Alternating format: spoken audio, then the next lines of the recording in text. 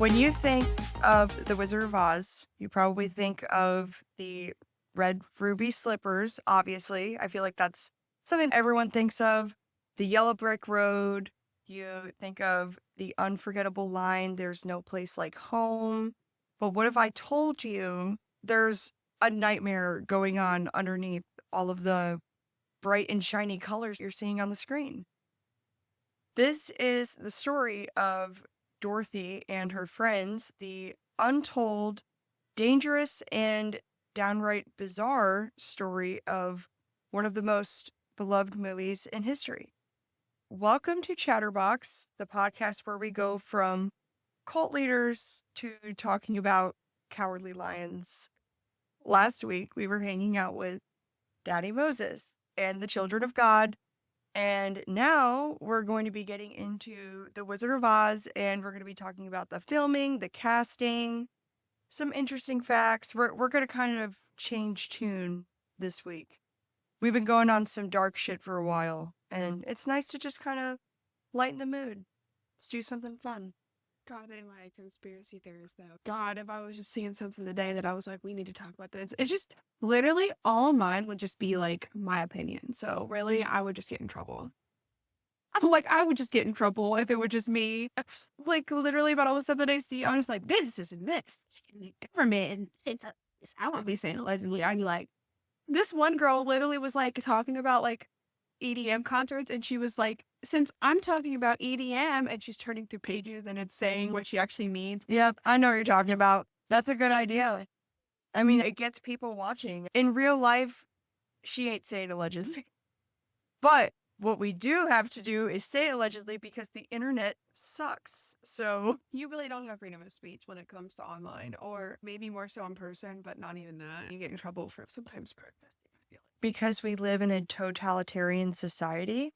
That's what the fucking Handmaid's Tale is all. Okay, it is, but oh my God. Made it to a point in that sense.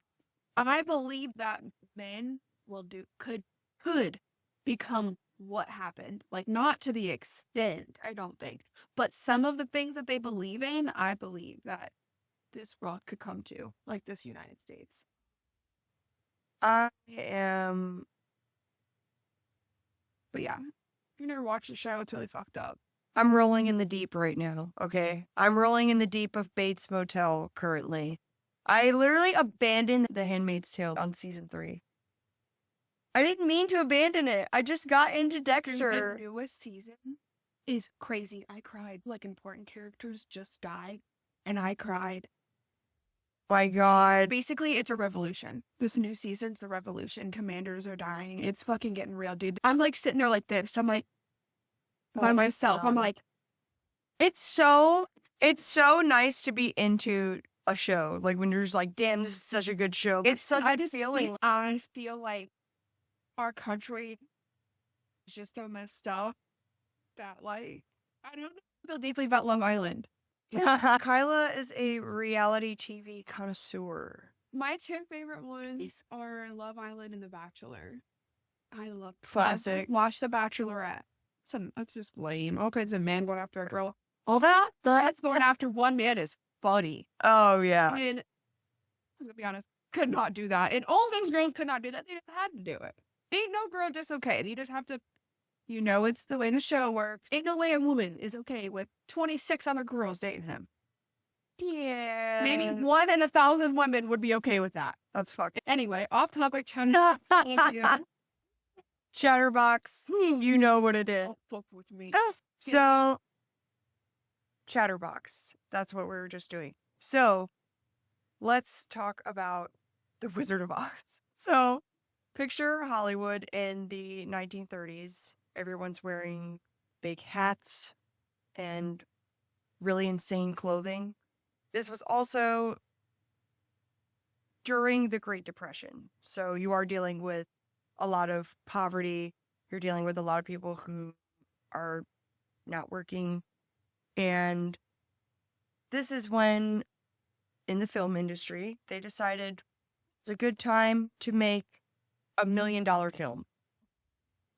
It was not $1 million film at the time. It was very expensive, but they probably shouldn't have done it during that time. Maybe. It was to make people like feel some type of happiness, something that they could look forward to doing since it was a bad time. Absolutely. Whether that's true or not, I would resonate with that. From the very beginning, it was chaos trying to get the show on the road with The Wizard of Oz.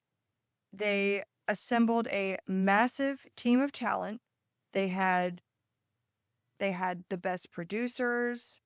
They were working with composers to create the music exactly the way they wanted. And behind the true stars on the screen, like the main characters that you remember, of course, the Tin Man, Dorothy, the Scarecrow, and on, you have the people behind the cast that is giving them that spotlight with their costumes, with their makeup. But this is actually where the story becomes more of a nightmare. And we're going to talk about everything from exactly what happened to them after using this makeup on set and how Technicolor works. So Technicolor is its own monster because in order to make colors pop, they had to be blasted with very hot spotlights, huge spotlights. And this would make the stage over 100 degrees Fahrenheit. Oh my God. I So, didn't even know that. so you're filming inside and it's 100 degrees because of these big, heavy lights. Directors came in and out. There were 5 total because I guess the directors who were trying to film this were running into so many issues with people passing out on set that they would just quit. The filming of The Wizard of Oz did not begin on a very smooth yellow brick road. It was actually very rocky, dangerous, and unpredictable. So we're going to be getting into the casting first before we get into the rest of it, but we're going to talk about how did the main characters get found. Let's get into the casting of The Wizard of Oz. So MGM, the real owner of The Wizard of Oz, knew that this was going to be one of the biggest films of all time, something that the audience of the world had never seen before.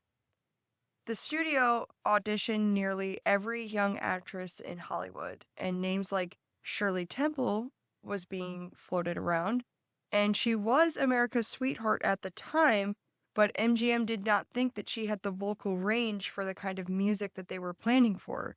They wanted somebody who was believable. They wanted a wide-eyed, innocent-looking farm girl with a voice that could stop the world. And that is when Frances Ethel Gum takes the stage. And Frances Ethel Gum. Frances Ethel Gum. I feel like that's the only words. Frances Applegum.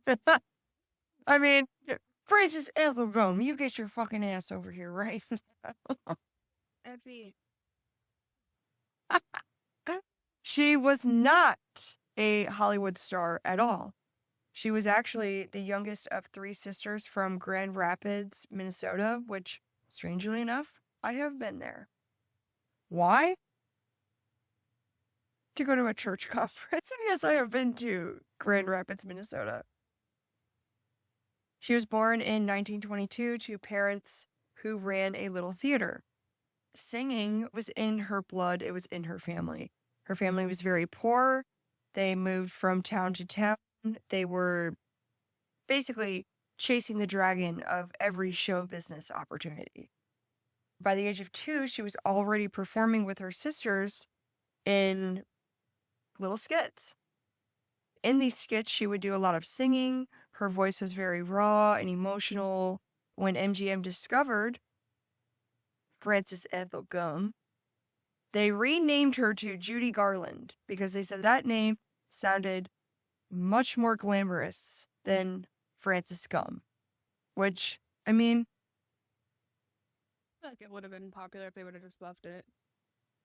I mean, Just, I mean, having a stage name, I think, is like, I don't know. I feel like for any artist, Some people might like it, but then you might also hate it because some people aren't gonna ever really know your real name once you really get famous. And it's like Emma Stone, her real name's Emily, and it's just like this whole thing. She's like, I want to be called by my name, but everybody knows her as Emma Stone. yeah, I guess it really just depends on your preference. Like, I don't know. This is something we're going to talk about later. But did I tell you that I'm thinking about doing improv? Okay. So I went to a tattoo consultation because I'm getting a tattoo on my calf in October. He's cutting me a deal. He's a good dude. I've been itching to get some ink. No, I really haven't. I'm serious. We are both chatterboxing, like big time. And this guy's a good dude, and we're just like chatting it up. And he was like, have you ever considered doing improv? I said, I've never considered doing it until now. Why? And he's like, I think that you would be good at it. I'm like, really? He said, yeah, my friends run an improv group on Thursdays, and he was like, you should connect with them. I feel like you don't have to love it or like it, but you could at least go and try and learn it. And to be honest, I'm kind of into it. They do open mic nights at Funny Bone. That's something I can work myself up towards once I start feeling comfortable. Improv is like comedy on stage. I see myself as a voice actor because I could do so many fucking accents. They always say I could be a little duck on your TV show. She'd never fucking know it. You would be. I always have wanted to be a voice actor. For like cartoons and stuff. I would love to be a voice actor too, for real. I feel like I would be really good at it because I can really, if I hear a voice and then like, if I hear enough, I can do it. I can do it. I can mimic people. I don't do it to make fun of people. I just like, it's my way of understanding you, even at my job. I don't mimic them to make fun of them. I don't know. It's like your way of communicating. I feel like voice actors are a different breed. And to be honest, I have always been interested in it as well, just because people say that I have a unique voice. And I feel like I could do it. Russian accent, Australian, British, country. And if I learn more, I could do more. I can copy people's laughs. I don't know why. Hey, man. And I'll copy people's laughs out in public. I'll hear a laugh and I'll think it's funny. And I'll silently repeat. You don't want them to think you're making fun of them. Kyla's a mimic. Beware. Do with that information what you will. You know what the mimic is? I've heard of it. It's like a scary thing. You mimic other people's energy and then they don't know. Like it's like an NPC buffer. That's what it is. It's like you do that to the NPCs and then they're like, I mess with them. You're messing with their programming. I got bit by a freaking horsefly. Look at that. Fucking hurts. Ouchie. No, it itches now. It itches. I'm gonna dig my claws into this bitch and just tear it open. Dude, horseflies, like, what the fuck? They're so rude. Like, why do you gotta be all rude and shit? Getting my itch cream. All right.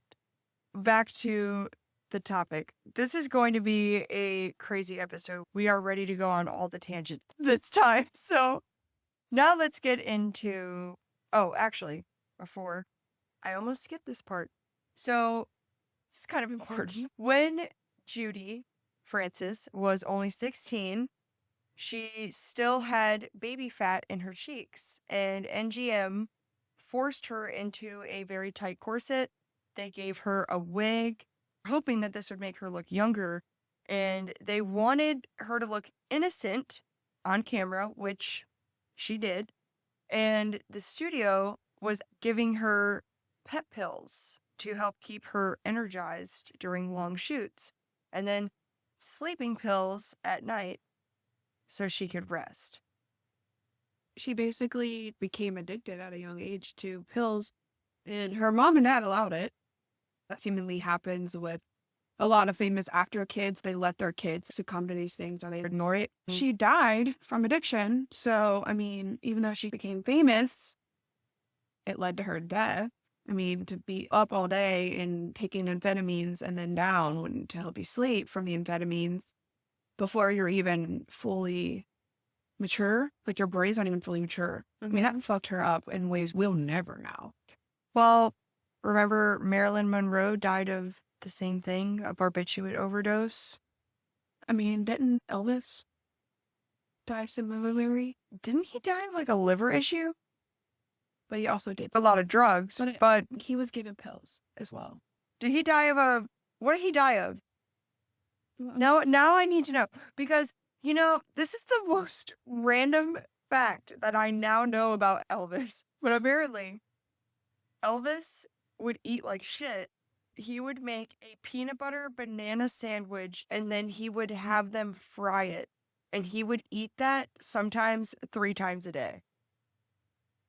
I mean, they wanted Judy to be skinny, so they also gave her weight loss pills and made her not eat a lot. Amphetamines will do that to you as well. But that stuff was way pure in the 1930s compared to what it is now. Preliminary autopsy finding confirms Elvis was due to cardiac arrhythmia, and that drugs were not involved. Interesting. I just couldn't remember. So he died of a heart attack? When the toxicology report came back several weeks later, however, Elvis's blood was found to contain very high levels of opiates, Dilaudid, Percotin, Demerol, and codeine, as well as quaaludes. Uppers and downers for sure. That'll do it to you. Dilaudid? I was like, that is all I need to know. God damn. They also had found evidence of severe and chronic constipation, diabetes, glaucoma during their examination. He actually died a death that is quite common by an embarrassing one. He was sitting on the toilet, straining very hard to have a bowel movement, a maneuver that put a great amount of pressure on his heart and aorta. Likely died of a massive heart attack and keeled over on the floor. Damn. So he was just so fucked up, and he had constipation issues. He was taking drugs. His heart was like, and then he had he had to fucking shit so bad that he fucking died. well, when people they're squeezing, your face can turn red if you have real constipation issues. I mean, if you're doing drugs, your heart's going to blow up. So yeah, he did die of uppers and downers. So, yes. Just want to make that. I was right. I was like, oh gosh, he died on the toilet because of that. But what were the reasons? And it was because of He died on the toilet? No, you didn't know. I didn't hear that part. Because he was trying to poop. That's what I'm saying. He was trying to squeeze his shit out, and he had a heart attack. They said likely due to him trying to poop. It caused his heart to. I'm dead. They said that's a very common, embarrassing way to die because you're trying to squeeze so hard. 1,000 ways to die. That is one of them. Well, don't take fucking uppers. If he wanted to take damn. uppers, he would just be squeezing. I'm dead. That's fucking funny as fuck. I did not know that. So, yeah, the poor girl, weight loss pills, uppers, downers, starting at a young age. It's not her fault because she was a minor. She had no choice. Her addiction was basically given to her, and no one helped her. She was living her life. She was fine. That's all she knew. She wasn't mad about it, essentially. I can't speak for her, but I'm assuming she was living life in her own way. Look, that's what they did to that girl. Absolutely. You can't leave her parents. Some parents aren't my parents. And maybe they just wanted money out of her. And maybe Hollywood is the same way today as it was back then. And hopefully will not be in the future. And hopefully we reprimand all you motherfuckers. Allegedly. And the rest of the cast, you have the Scarecrow, played by Ray Bolger, who was actually supposed to be the Tin Man originally. Ray was actually a professional dancer, and he insisted that he was born to be the Scarecrow after being casted as the Tin Man. And the studio did some shuffling, and he got his wish. The Tin Man was then given to Buddy Ebsen. And as soon as the aluminum makeup poisoned Buddy Ebsen, MGM had to scramble to recast. They finally landed on Jack Haley. And he didn't sing as powerfully as Ebsen, so his big number, If I Only Had a Heart, was actually dubbed by a singer in a recording studio. So, and then the Cowardly Lion, played by Burt Lair. I love it. He was known as a comedian, class clown. He had a booming voice. He had endless energy. But his energy did run out. Not because he died on set, but because his costume was literally almost 100 pounds. He said it was so hard to roar sometimes because he would be completely dripping with sweat. And he would just be like, there's just like sweat coming down my face and all over in that You should suit. have found a man that didn't profusely sweat, because Well, I mean, you're already on set when it's 100 degrees. I know, but all like, lights. but when you compare like me to Trapper, his face will sweat within minutes of being outside. Mine will never break a sweat. I feel like that's just a guy thing, and that's also like, I No, mean, because not all guys sweat like that, do they? I've never met a guy who did. But the reality is I don't sweat in my face, but some girls do. So there has to be other people out there. It doesn't matter if you're female or male. It should just be like your body. I sweat all over. I don't though, but there has to be other people like me. There was this girl in my volleyball My team. Her knees didn't sweat, and people were like, "Do you not wash your knee pads?" She was like, "I've never washed them once." They were like, "What the fuck?" She's like, "My knees don't sweat." My ass cheeks and my legs and my thighs sweat, but my face don't sweat. Everything sweats, bitch. Everything. No, not my face. Everything. But last cast that we'll talk about is Margaret Hamilton. She was actually a former kindergarten teacher turned actress who then became the Wicked Witch. And this role actually would nearly kill her with the toxic makeup that actually caught fire.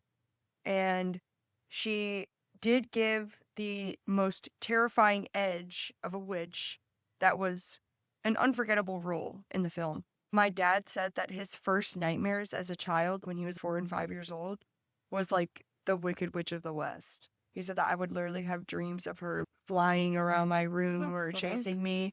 It's funny because my dad recalls his first nightmares. I also have a first nightmare that I remember. It is so Where weird. was he though? He said he was 4 or 5. My first scary movie I remember being scared of. I was 8 or 9. Whenever The Grudge came out. Oh, shit. I'm like, whenever The Grudge came out, I'm like, did not sleep in my room for like a week. I made my mom lay out there with me till I fell asleep. You know, I'm not scared of scary movies all the time, but I've had scary movies that have given me nightmares. I My remember. nightmares are real life nightmares. Like someone cheating on me or something. That is a real life nightmare. Let's break through the nightmares of Technicolor. Before we can talk about the monster behind the curtain, which is Technicolor, The Wizard of Oz was one of the most ambitious Technicolor films ever attempted. It wasn't about turning black and white into color. Every detail they wanted to be extremely exaggerated to show up on the screen, such as Dorothy's white blouse. It was actually a pale pink because the white did not register on the camera very well. And the famous yellow brick road, they actually had to paint it green because the Technicolor, you have to use like a different formula. So the set was not painted as it looks on the film. The cameras were massive and hot, the blinding lights, in order to get the colors to show up on camera properly, had temperatures reaching over 100 degrees, and actors were fainting regularly. When I first watched the film, I thought it was amazing. I was a kid. Now as an adult, I'm like, It's like damn. literally probably the worst film production done because it's like their first time doing it with color. So it's like they were learning still. But To learn, you had to make mistakes, I guess. And literally everybody in that set got hurt in some way. but at the time, the film was like so amazing. That's what I'm to, saying. like everyone, like Well, which is because it crazy. was during the Great Depression, it was something to be happy about, something that you could smile about. Like, oh my God, color. See, that's the thing. It's like you're watching the movie at the time or even now with rose-colored glasses. Meanwhile, Judy Garland is having trouble breathing because her corset is so tight and she's sweating under 100-degree heat. And then you have Ray Bolger's face in a latex suit that had to be painfully peeled off every time they filmed. And you also have Bert in the lion suit who's sweating and literally gasping for air at times during the filming. Then you have Margaret Hamilton, who suffered severe burns from the green makeup that they put on her face. And it left stains long after filming. They didn't even get paid that well. Oh, for sure. And this is the most fucked up. All of these choices, I was wondering who made these choices, because it had to be somebody. And the man behind the makeup was Jack Dawn. Jack Dawn was MGM's head of the makeup department, and The Wizard of Oz was his legacy. That he fucking sucks. He actually created the Scarecrow's burlap with a rubber mask. He was using real prosthetics from monster movies to make that mask. Yeah. Was burlap? Yep. No, what's burlap? What is burlap? It's Like what you'd see on a scarecrow? I mean, it's like a light tan. I know what you're talking about. And it has like in a like sack. little holes. Potatoes? Yeah, that type of Like material. the sack Yeah. racing? Yeah. That's what I thought of. Yeah. When I think of a scarecrow, that's what material I think of. Yeah. I already knew what it was. I just didn't know the name. Just like all the songs I know, but I know the name. The Tin Man was actually replaced because he got poisoning from Oh, They painted it. He got poisoned. I know I read it earlier, but I just sorry, knew that. not sorry. And then they replaced it because he just got such severe poisoning. And then the guy got it. The other guy got it. And then they changed the stuff. But it was Damn. poison. He had lead poisoning. That's one of the worst poisonings you can get. Probably was sick afterwards. We could look at their timeline. Some of them probably died sooner than later. We could honestly look at it later. See when everyone died, how quickly they died, how long they lived. We are going to go into a where are they now? Obviously, they're dead. But we're going to talk about what happened after the filming. Jack Dawn's work was groundbreaking. It also came at the expense of everybody's well-being. And the makeup standards were very primitive at the time. It's the 1930s. The audience didn't really care. They were like, wow, this movie is so great. And just like didn't know that like all of these people are being poisoned and, you know, almost dying on set daily. I mean, on top of the aluminum powder, he inhaled aluminum and then had to be hospitalized for lung problems. Unfortunately, during and after the filming, it actually began a legacy of pain for the entire cast. It left scars, both visible and invisible. Judy Garland, Frances Ethelgum. She became, unfortunately, addicted to drugs. Face, Scarecrow, damaged beyond repair. Hamilton had burns on her face from the green paint. Then you have Epson, who had a lung injury, and the magic of Technicolor demanded a price. And that was a lot of pain behind the curtain.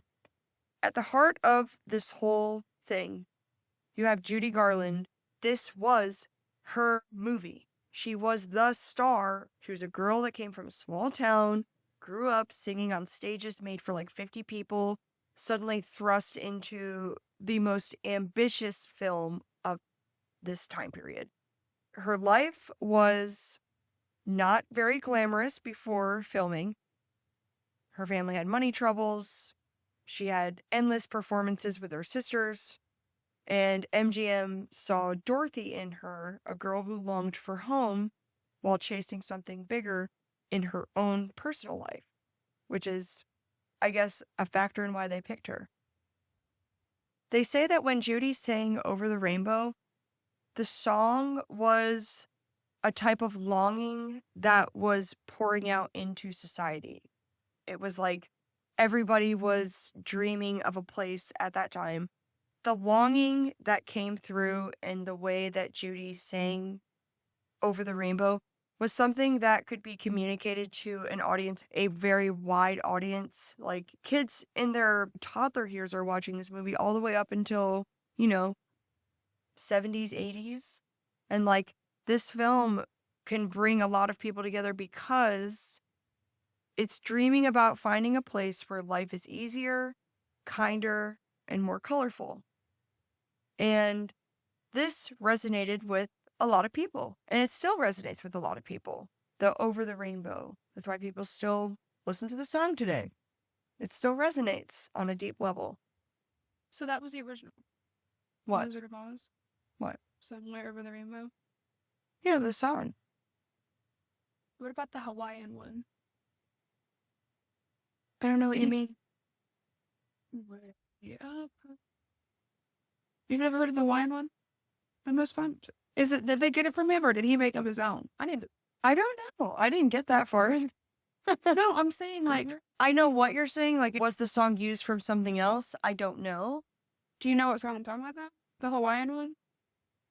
Did they get that from this movie or is it different? This was made after the movie. I know that. Did they get that from Wizard of Oz? I don't know. I need to look up to see if they're the same lyrics. We should, because I did not get that. I love that. That. It's beautiful. We'll look it up later. We can look it up now. Wait. I'll just keep going. So now let's do a Where Are They Now?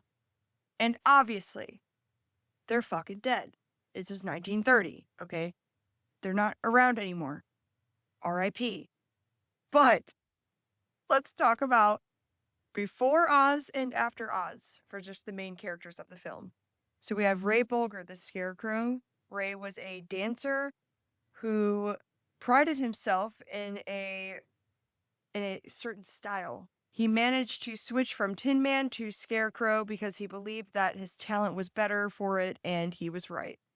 After Oz, Bolger's Scarecrow became iconic in Halloween costumes. And he spent most of his life as a goofy, floppy comic. He had a long career in film, television, and stage, and with his biggest post-Oz success was Broadway hit Where's Charlie? And he lived a very long life compared to most of the cast. He passed away in 1987 at the age of 83. Which one? Ray Bolger, the Scarecrow. Yep, I've seen that. What did you find? So it is the same song, and he did recreate it with What a Wonderful World and Over the Rainbow. It's one of the most famous remakes of Judy Garland's song, Blurry. And I love the Hawaiian version. And I know her part. Like, I know her. And in my head, I hear her voice singing it too. Like, man, that's crazy. How somebody's voice can just live on like that. his unique ukulele vocal style, which became a global sensation, is one of the most famous covers of the Garland singing signature song. Very cool. I'm probably going to listen to that on my way home. I know. It's a beautiful song. It's like time stopping. It resonates with so many people. And it's crazy how one voice can change the world like that. And Jack Haley, the Tin Man, he wasn't the first Tin Man. He only got it after Buddy Ebsen's near-death makeup disaster. Yeah. And Haley himself never really loved the role. He thought of himself as a song and dance man, not a man in a suit. But Haley, after Oz, continued working in musicals, never again reaching that same level of fame that The Wizard of Oz gave him. Interestingly, though, his son married Liza Minnelli, which is Judy Garland's daughter. So that means the Tin Man's family and Dorothy's family were forever tied together. I love that. Cute. Cute. Haley passed away in 1979. Bert Lair, the Cowardly Lion, and my favorite character, obviously. So you'd be the Cowardly Lion if we ever did it. Probably. I said I'd be the Scarecrow only because I'm blonde. We could do that at Salem. I'll be a lion. Just kidding. I want to be something sexy. I want to be a sexy scarecrow. I want to be a sexy lion. I want to be a sexy everything.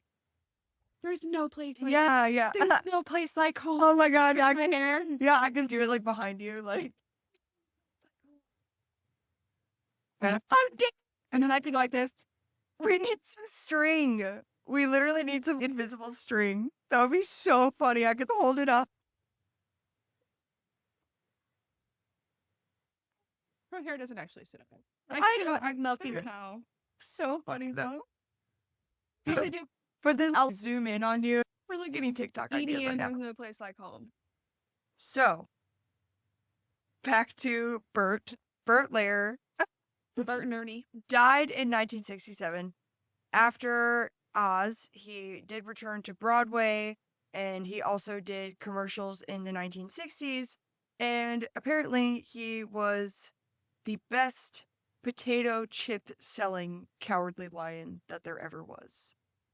He is remembered as one of Broadway's funniest men. And to be honest, I like a fun guy. I like funny guys. That's part of my weakness of attraction. Like, if you're not funny, then fuck you. Like, make me laugh.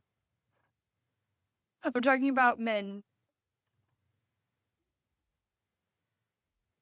How many looks does it take to get to the center of a Tootsie Pop? Let's find out.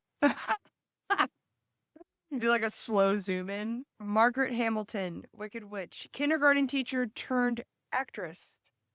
She was told that MGM did not think she was pretty enough to play a glamorous role, which is why they wanted her to be a witch, which is kind of crazy. They're like, you get to be the ugly witch, the ugly role. That's fucking mean. They tell pretty girls that they're fat all the time, so I mean, it seems about right. Yeah, I mean, that's the fucking world we live in from 1930 till now. Girl, and before. When they're probably getting shunned in the fucking caveman era, like, you fat. Stop eating me! Like, fucking shit like that. Yeah, you guys need to fucking get a life. Not you guys, but the stupid. So you know what I mean. Anyways, after Margaret's spell casting in the Oz, she passed away in 1985, and she was remembered as everyone's favorite witch in Hollywood. And then we have Frank Morgan, the wizard. Morgan was actually a seasoned character with a flair of, I don't know, he normally played angry old men. He continued acting until his death in 1949, just 10 years after the film. He was known as the most lovable but fraudulent wizard of his career. And then Judy Garland before and after. This is the most heartbreaking out of all of the characters, I think. Judy Garland, before, she was born in 1922 as Frances Ethel Gum, surrounded by parents and family in a small town, performing all the time, pushed to perform by her parents. At the age of 16, she was kept on a very strict diet, corsets to slim her figure, pills to wake her up, pills to make her sleep, pills to suppress her appetite. On screen, she looks like this innocent girl longing for home, and off screen, she was probably the same, an innocent little girl longing for home. After Oz, Judy Garland became a household name. After Oz, Judy Garland actually battled addiction and depression and the trauma of being controlled by the studio from such a young age. Her personal life was very turbulent. She married 5 times and struggled very much financially. She said that she felt exploited by people around her whole life. Despite her troubles, Judy Garland was adored by hundreds and thousands of people. Unfortunately, her final years were tragic. Her addictions worsened. Her financial situation got even worse. And she passed away in 1969 at only 47 years old from an accidental overdose. Her legacy as Dorothy has remained one of the greatest voices of the 20th century. So, where are they now? The Scarecrow, the Tin Man, the Lion, the Witch, the Wizard, and the wardrobe. They have all passed on, obviously. Witch in the wardrobe. R.I.P. But they do live on forever in that film. And in the center of it all, Judy Garland, Frances Ethel Gum, the farm girl who longed for home, probably her whole life, very sadly, is a symbol of the magic and the tragedy of being a Hollywood star. Before Judy sang Somewhere Over the Rainbow, Skies Are Blue, she wasn't just Dorothy. She wasn't Judy. She was Frances, longing for a normal life. And lastly, we're going to talk about some interesting facts about the designing of the set and things that they did on the set. Yes. So behind the magic rainbow of The Wizard of Oz, MGM's legendary art department At the helm of it was Cedric Gibbons, and MGM's supervising art director, the man who designed the actual Oscar statue. For Oz, he designed the set with William Horning and Edwin Willis and a massive team. They weren't just making sets, they were trying to like make this like other world, like this fantasy land, something that didn't exist in real life or anywhere else. I think that's really cool. Like, as a writer, because I am writing a science fiction fantasy novel currently. And in order to write the novel, I have to envision this other world. I have to imagine what it's going to look like.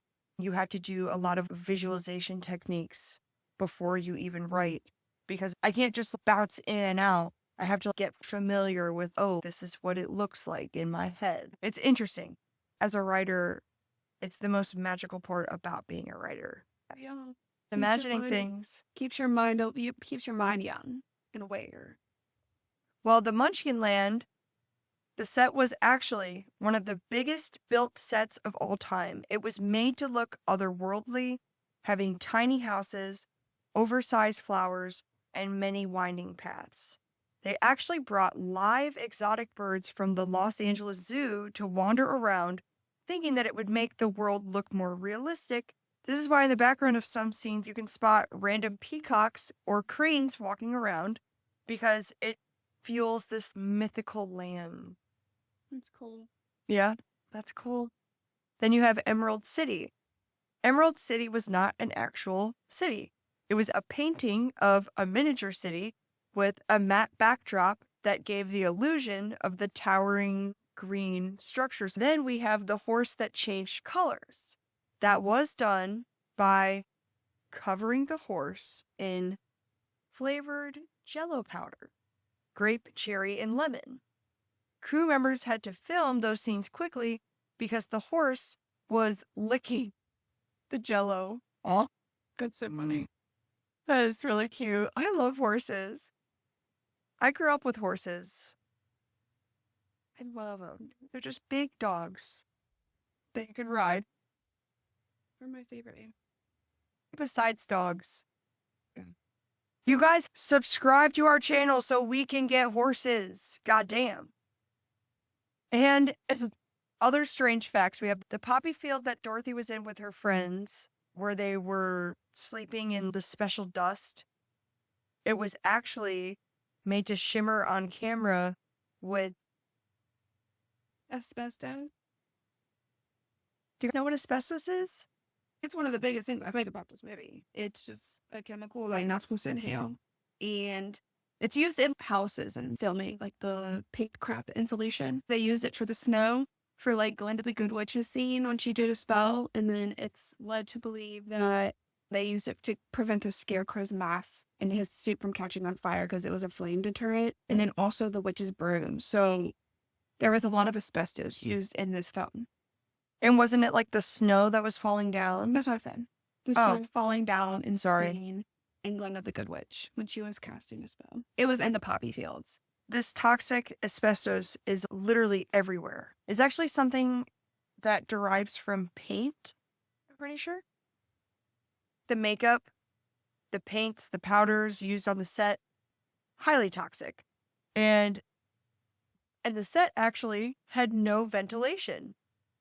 So it's 100 degrees. You're covered with asbestos. Have you guys seen the scene with the asbestos? The snow scene? I'm like, oh my God. There's a scene and when people make jokes about it, they're just in the asbestos and they're just like, wow, that's fucked up. Like those gifs of them like in the like snow. Oh my God. I can like remember the scene. Most of Oz was filmed on MGM Stage 27 and Stage 29. These are actually the largest Hollywood stages. Stage 27 has now been named, like, there's like a little sign there. It says the Oz stage. So there's also the trapdoors. They're literally covered in it. Oh, yeah. They're just shit floating in it. And they're all fucked up on drugs. Just. Yeah, that's all asbestos. Oh my God. It's crazy. That's killing me.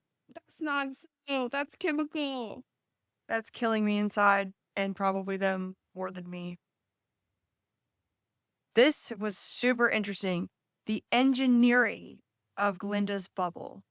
Glinda's bubble was actually a real bubble, like made from soap, projected to give a reflected lighting like she was in a bubble. But they really used a real soap bubble.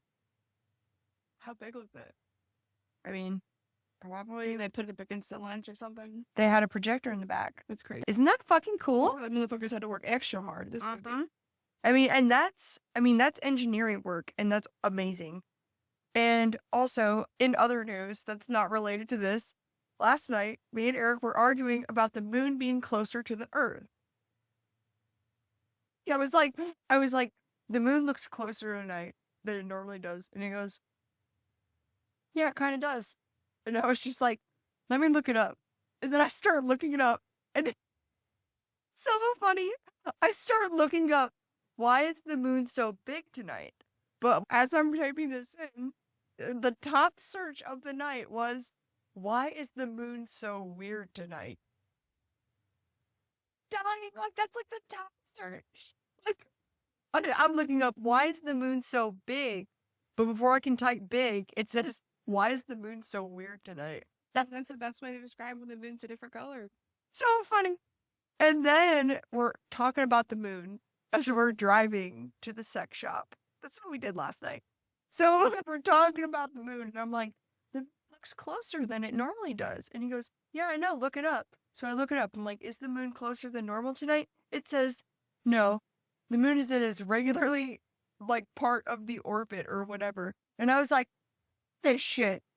It's closer. I'm like, eyes? You should ask a question more like, why would the moon appear bigger tonight than a normal? Yeah, I did. And then it said it was an illusion.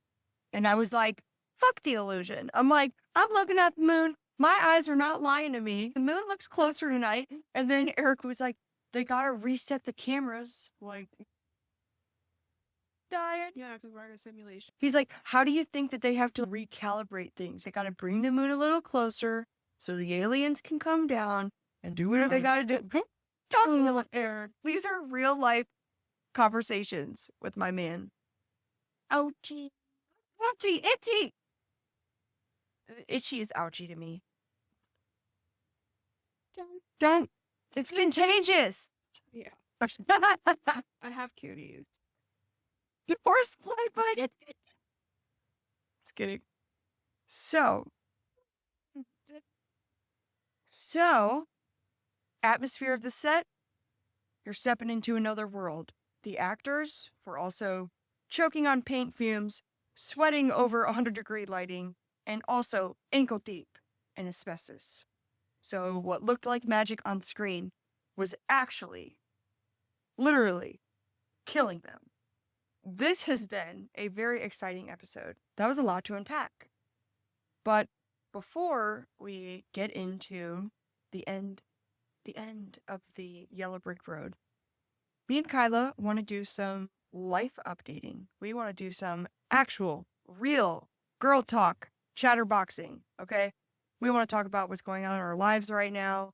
I feel like I have a lot that I need to share. Kyla has stuff that she wants to share. And we just feel like we should have a girl talk session. So, if you can't handle it, move on, bitch. But if you want to sit in on two bitches talking about shit, 5, 4, 3, 2, 1.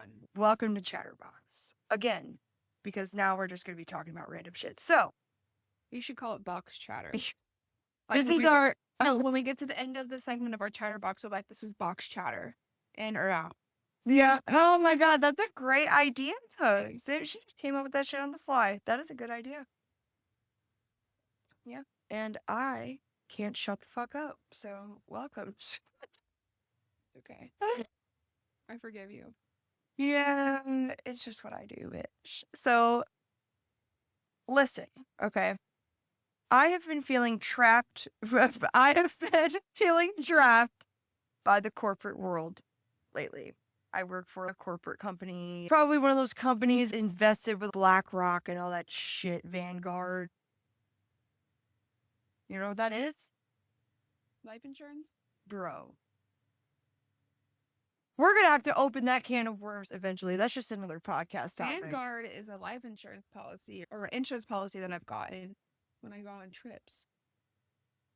Vanguard? I'm just saying. Look, I'm talking about investment companies. That is totally separate. I don't even want to get into all of that because no more podcast talk. We're going to talk about life talk, right? Life talk. So, I'm feeling bogged down in the corporate world. I'm tired of working 9 to Maybe 5s. it's not called Vanguard, but it's called something. It's just like, It's weird pain. It's like I just got bit again all over. It's a weird pain. It's like phantom bites. Somebody come and fix this for Kyla. Suck out the healing process. I do not volunteer as tribute for that. Guess what? Important news. It's her man's birthday today. Trapper. It's his birthday. Yeah. Everybody send him a cupcake in the mail. Don't. Send him some beef jerky. And my beer. A beer in the mail? That would be great. Yeah, at least it can get cold again. You send them cupcakes. You like a cupcake, it's like all smashed off. I have to eat cupcakes in a mailbox. Hey, they probably do somewhere. But this is, again, random shit. Did you know that people, not everybody can do this? Hold on. Frown like that, all the way down. You see? I'm perpetually happy. I did it with all my friends at work one day, and they all did it. And then you do it, and you're like, I can't. A tight face. Some people have more rounder faces, is what I'm saying. Like, you have round, you have oval, all is different. You have Your that face heart is- shape. Mine is ovular. My mom says that she thinks I have a heart-shaped face. Don't. Well, like, at your chin. Like, she said that's heart shape. I don't know how she sees that. I don't know what that means. We need to look up head shapes. That's damn head shapes. Speaking of head shapes, oh my God. I want to leave the corporate world. I'm thinking about it. I'm deeply considering going to cosmetology school because I'm longing to make my own schedule, live a creative lifestyle, and be knowledgeable on all things girl. Like, I do. I want to know how to do my own hair, do my friend's nails, do my friend's hair. I think it'll be fun. And I do want to do that. I'm looking into programs right now. I'm looking into Aveda because I think Aveda actually has the best products that I like. I was comparing products and weighing Aveda and Paul Mitchell. The more I looked into Paul Mitchell, I was like, damn, I guess Aveda is like coming out with vegan products and stuff. And I really like that. Paul Mitchell ain't doing that shit. It's just fucking loaded with chemicals. I think we're gonna go with Aveda. So I'm gonna be doing a school tour and like open house in like 2 weeks and kind of like talking about how that's gonna go. I don't know if I'm gonna do it or not, but it's something I'm deeply considering. Just because the products aren't as good, you can still go to school there and not use the products once you're done. Just remember that. I know. It's cheaper. If you want to use Aveda products when you graduate, you don't have to promote Paul Mitchell. I've been talking to other cosmetologists around here, and they said it does matter what school you go to, where you will get hired. They said if you go to like one of the cheaper schools, Paul Mitchell, Aveda, those two are no matter what, you're good. I'm just saying. Exactly, Don't but- let the product quality of the Paul Mitchell place lean you away from it if it is of that better value and you're not spending as much. yeah, I'm gonna check out Aveda first, and then after I do the whole tour and shit, like I might like look into other options. I might not. I'm really just like going with my gut on this because if I do this, it is a huge leap of faith. I've been working at the airport for almost 8 years. I have a lot of seniority. I have stable pay. I have a very set amount of time off. My issue is that my job uses my vacation time when I am sick against my will. You're a human being. You're going to get sick at least at one point of the year or another. You're not going to feel 100% whether you're actually like throwing up sick or you are just on your fucking period and you just don't want to fucking get up and you're hurting. I feel like we should have room to like just be able to call off when we need to because we're fucking human beings. But when I call off and I don't have sick time, And the sick time takes 3 months to get 1 day. It takes 3 months to get 1 day. So if I don't feel good and I'm fucking throwing up, boo fucking hell, you better be here. You don't have sick time. Oh, okay. We'll just use your vacation time. So you can't use your vacation time for what you want to use it for. And my job did not used to be like that. But now my job is like that. And it makes me feel so fucking restricted because it's like, there is no fucking way in hell that I'm going to go 12 months without feeling sick one time. This is the human experience. I'm going to not feel well sometimes. I just feel like our job should understand that. You just don't get paid. They don't care about my well-being. That is why I talk shit about my job. Because I don't feel valued and respected. I have to do shit that I never had to do years ago. And that's because the union came in and changed everything about my job. Now my job is much more strict. Yeah, fuck the union. I've heard that. That's like either you like it or you don't. Like, oh, fuck it. I mean? It might be good for you and your job. Cool on you. But on my job, fuck it. It's literally, they are the reason why they make us work on Christmas. They don't make us work on MLK Day, but we have to work on Christmas. I told somebody that the other day and she goes, what the fuck sense does that make? That's how one of those companies that have things that need to be shipped out, like on Christmas or something like that. You know what I mean? Yeah, and guess what? You will never fucking see me working on Christmas Day while my son is in my house. Because I only get 18 fucking years with him in my house, guaranteed. Guaranteed, please. I only have 18 years with him in my house. Go on. That went really dark really fast, okay?